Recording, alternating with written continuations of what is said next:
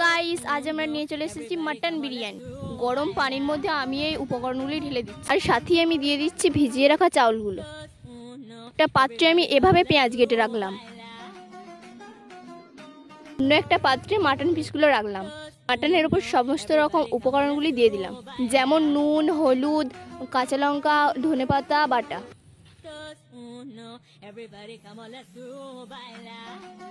ওপর থেকে একটু কাশ্মীরি লঙ্কা গুঁড়ো দিয়ে দিলাম, একটু জিরে গুঁড়ো দিয়ে দিলাম।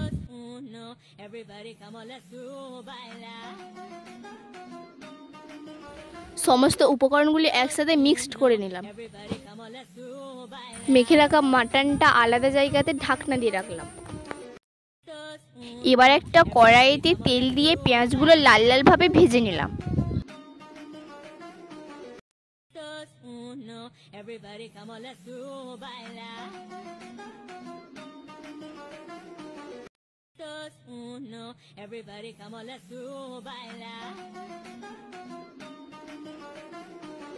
বেরেস্তাগুলো একটা পাত্রে তুলে নিলাম।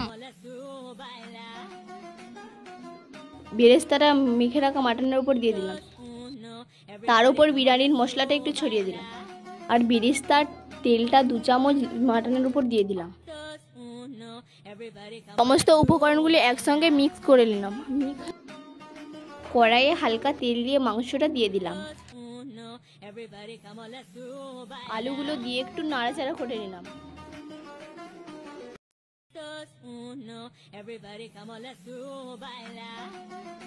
মাটনটার আলুটা ভালোভাবে কষা হয়ে গেলে নামিয়ে নেব।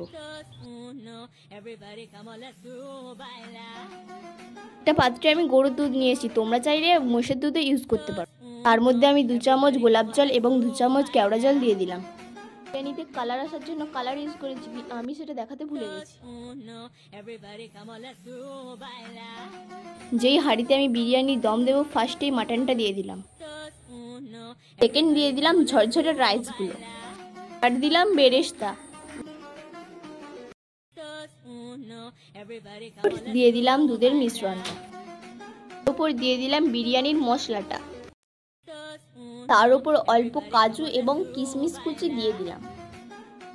উপর থেকে ঢাকনা দিয়ে কিছুক্ষণের জন্য দমে বস করালাম।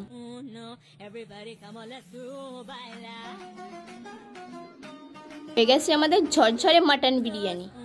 বিরিয়ানিটা কেমন হয়েছে প্লিজ তোমরা আমাকে কমেন্ট করে জানিও, আর চ্যানেলটি সাবস্ক্রাইব করে দিও।